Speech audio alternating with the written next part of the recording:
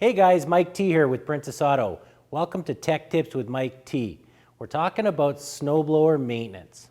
So whether you're just pulling your snowblower out or you're going to put it away for the season, we're going to talk a little bit about some of the things to just look at, inspect, maybe fix, replace, and we're going to kind of just do a brief overview. So depending on the model that you have, of course, if you've got an electric unit, well, there's a little bit less to do maintenance on. But when it comes to a unit like this with a gas engine, a lot of different controls, electric start, a large auger, we're going to kind of piece this bit by bit and go through some of that standard maintenance.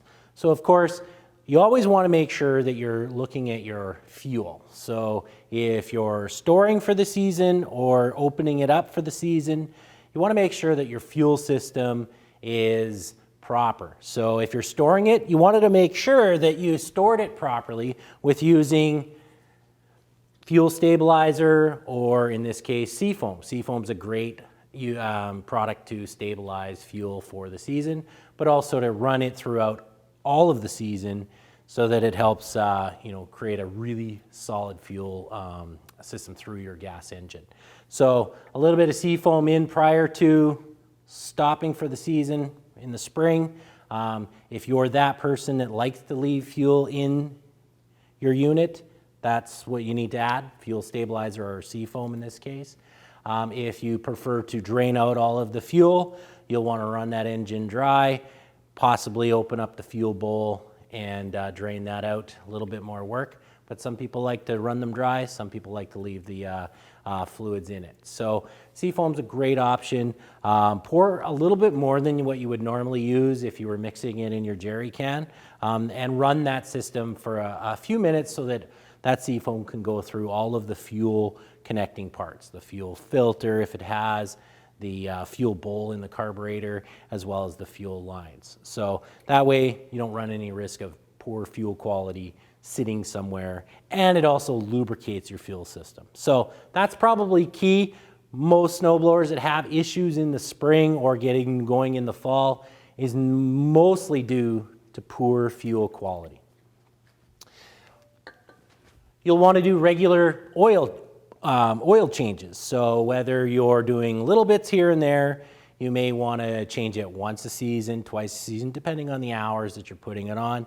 I would typically, suggest around 200 hours of running, change that oil out. If it's brand new, you want to change that oil out about 6 to 8 hours after that, first startup. That way you kind of remove any of the the build, all of the particles that can accumulate during a brand new engine break-in. So in some cases, they're really accessible. So down below here, if we bend down, way down here is our oil drain plug on this model. Some have a little port that you have to get a socket in. It just depends on your engine style.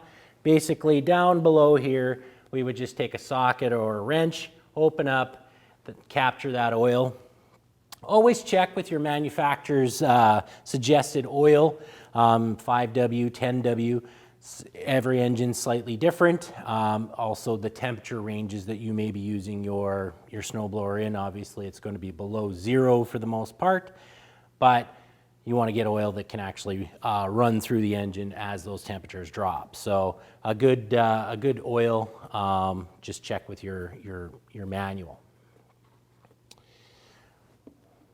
When it comes to maintenance on the rest of it, obviously you have a spark plug if it's a gas engine, so you're going to want to check your spark plug. If you have troubles getting it going, that could also lead towards that poor fuel entering that piston chamber. Spark plug might give you some issues. A couple $1 spark plug can cause a ton of headaches. Just get a new spark plug. I suggest once a year replacing it, or just checking it in that following season. When it comes to the mechanical side, so a lot of these units have a lot of handles that are moving. Quite often they're attached to cabling. So you can see here our handle that adjusts the up down on the chute has cables. They are within a shield, but sometimes they do corrode. If you've brought it in, brought it out, things do rust, seize up. So it's a good idea to check your cables, make sure that you didn't catch them on something as you're snow blowing, and make sure that they are under the right tension. So there are some settings on there, basically some nuts that come up inside, and you can adjust them. So if you're not really getting that full throw, you can adjust them accordingly so that they are a little bit more snappy when you're operating them. Anytime you have a connection, so on the chute on this side, it's got a nut so that we can adjust the tension on it. You want to just give that a quick spray with some lubricant. That way, things work when you need them to work. A common area that kind of gets worn fairly quick is underneath this cap here in this model. If we were to remove this cap, there's a bar that comes in with a cotter pin or a linch pin, depending on what your model has. And there's usually a gear inside here. And over time, as we constantly rotate the chute back and forth, we're going to get some wear and tear. It's a good idea to every now and again, some are a little bit more exposed than others. In this case, you do have to kind of remove that. And I would definitely lubricate that with some low temperature type grease. Lithium works really well. That way that stays lubricated. If you've got a metal chute system, that will be metal on metal. And we want to, prevent any kind of grinding or chipping of the metals. So lubricate that up. You may have to inspect underneath your controls. There might be little linkages that vibration happens. They may fall out, and next thing you know, something's not controlling right. Maybe putting it into gear may give you an issue. Speaking of gears, this does have a gearbox. This unit has a variable speed gearbox, forward and reverse. You, over time, will have to do some maintenance within that gearbox, but that's not just a couple of hour go over your machine. That's basically a tear down, and you will have to either A, if you're knowledgeable, attempt that yourself, but B, maybe take that into a service depot to kind of have a look at your gearbox to change the gear oils. That's a little bit more intricate than just doing a slight oil change. When it comes to the belt side, so many of these are belt driven. So we have a couple of different styles of belts that are available as accessories, replacement units. You do need to know the numbers of your belts. And basically, you'll find the numbers on the edge of your belt or on a card. And quite often there's a reference. A lot of these are kind of cross-breed type belts. So, in this case, this one's good for yardmen, yard machines, Husky, and Bolins. So Troy-Bilt, MTD. So there's a lot of belts that are similar. You just got to find the right size ones. As you can see, these are slightly different in size. And where do you find them? Well, down below here, you got to take the shrouds off typically. Down in here is where your pulleys and your belt kits will be attaching to your auger flights. Obviously, if you've got a unit that has tires, so you're going to have to make sure that your tire pressure is right. Some units have a cotter pin or a thread-on nut that holds your tire assemblies on, making sure that that's tight so vibration doesn't wiggle it loose. Some have an actual quick pin that you can remove, easy access. Just make sure that those are, filled up right, and, you do your maintenance. Lubricate a lot of these parts. What I like to do, and I've used this method in the past, is when it comes to the chute side. So in this case, this one's a plastic chute. Some chutes are metal, so wear and tear is different on these components. But quite often debris, heavy ice gets built up down into the chute, close down into where the auger flight comes in, your impeller blade. And that builds up and that builds up. So, during your usage, it's not only just a spring and summer, winter maintenance, it's during as well. So you want to make sure that these things are actually lubricated so they're working in those colds. So what you want to do is maybe add a material that helps prevent buildup. I've seen guys spray PAM, for cooking. Not the most ideal when it comes to industrial use, but something like a graphite dry spray would work really well. You just shoot it inside the chute down in the chamber here, and basically you'll prevent a barrier from the ice bonding to the plastic or the metal, and being graphite, very, very slippery. Just don't get it all over the steps, because you'll just take a slide straight down, but just spray a little bit inside, and that will help prevent a lot of that buildup. You can also spray it inside your auger flights. What you don't want to use is something that attracts dirt, grime, and holds onto. I would suggest not using the WD-40, only because that tends to want to grab a hold. It's great for removing stuff, but it's not the best for preventing a buildup. So I would use a graphite product that doesn't attract a lot of debris, gravel, rock, and will eliminate a lot of that attachment of that hard ice. So that's just a little tip as we go through this, and that can be done something during your season if you're bringing your unit inside, to thaw out. You want to make sure that anytime you're doing that, you're going to create condensation, rust, so you want to do a little bit more maintenance if you're able to bring it into warmth during your use of that season. All right, so we're going to turn it around and we're going to look at the auger side, and we'll go through some of the little tidbits of maintenance on that. All right, so now we're at the auger side, so, in tune with the maintenance. This is the dangerous side. So if you're, stopped for the season, you're preparing to, put it away, or you're just starting up, do a visual first. Something can have been wrapped around. If you got an extension cord that got stripped, and maybe you've got electric wires that are wrapped around, string, whatever it is that you may have pulled into your auger, you want to make sure that that's cleared out. Where you do have to be careful of is the tension that auger may be under. If something was to bind and you stick your hands directly in there, you want to make sure that that's freewheeling. You don't want to have that under tension and all of a sudden it kicks soon as when you let go of something that's been bound up in there and your hand's in there. You want to make sure that your hands are free from that. You can tilt the unit back and give it a turn, or use the recoil just to pull it over. You'll get something to spin. Make sure that it's not jammed.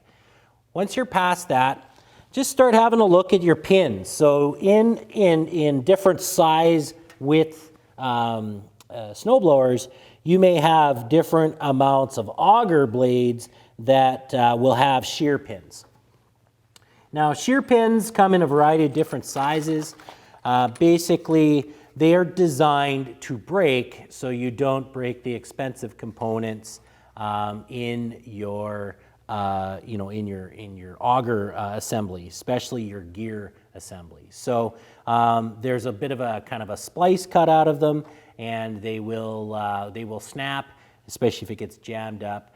So you may not have noticed that had broken off, or it's basically not being held in there by its nut or a pin, and it could just be jammed in there. You'll want to inspect those to make sure that when you go to turn it on for the fall time, getting ready for winter, that you're good to go with your shear pins. Always have 2 or 3 packs of these on hand. They're cheap, and the last thing you want to do is in a snowstorm try to find some. You don't want to replace it just a quick replacement with a standard bolt, because that's when you may run into that issue. You might hit something and bind that up, and then your repairs are going to be costly, and your downtime. So just have a couple of packs of these. We sell them for different models. Again, they are slightly different, as you can see in these 2 units. One is more of a bolt style, one is more of a pin style. Just find the ones that you have, and basically just get a couple of packs. That way you've got them on hand. Also inside, you have a flight. That's kind of one of the stages of your blower. In this case, being a 2-stage. You want to inspect that. Some of them will have grease nipples that you can put a grease gun to. Some of them I've seen where the shafting actually has grease points. Just make sure that the bearings are greased properly and keep that grease, especially if you're bringing that unit inside and outside. You're thawing it or using it and then thawing it. That can start to create a little bit of moisture buildup, and you want to make sure that that's your your meat and potatoes of your system. If that seizes up, then you're going to have some costly downtime. So visually inspect it. Again, this is the area where I would kind of also suggest spraying in some graphite, dry graphite. That way it won't build up. It'll just kind of drop off. And again, where we talked about earlier in the chute here. And that will help prevent buildup. As for maintenance goes, you also want to check your stance and your footing on your intake here.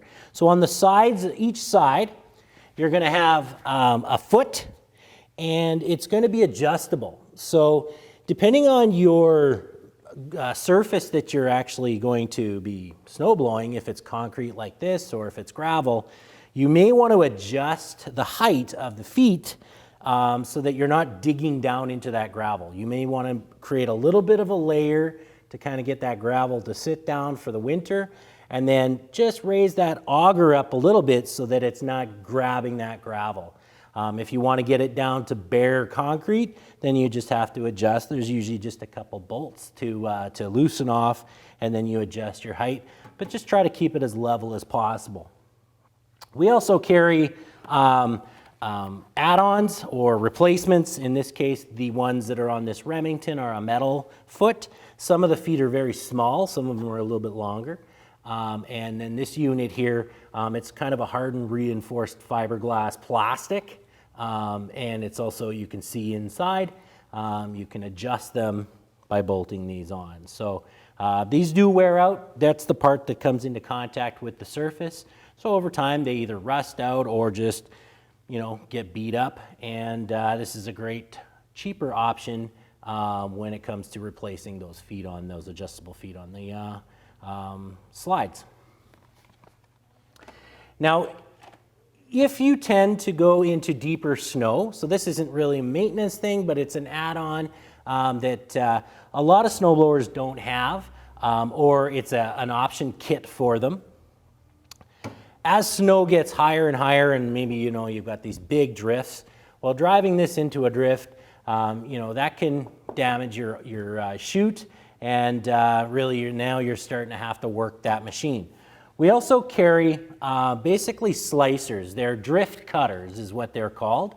A drift cutter basically is attached to the side of each side of your auger housing.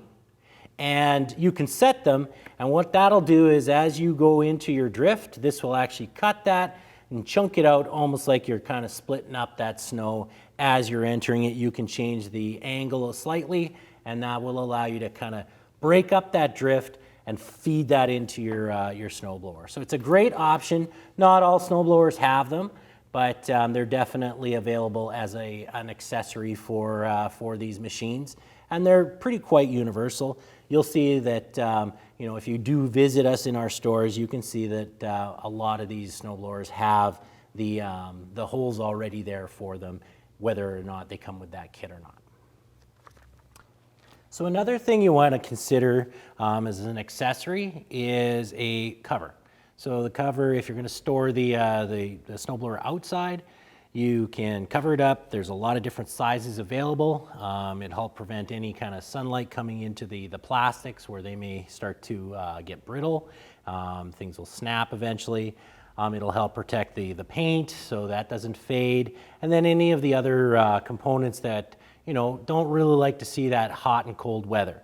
So by covering it, it's just going to prolong the life of your snowblower and basically prevent any kind of unwanted issues when it comes to storing it. Well, that's it for Tech Tips with Mike T. We'll see you next time.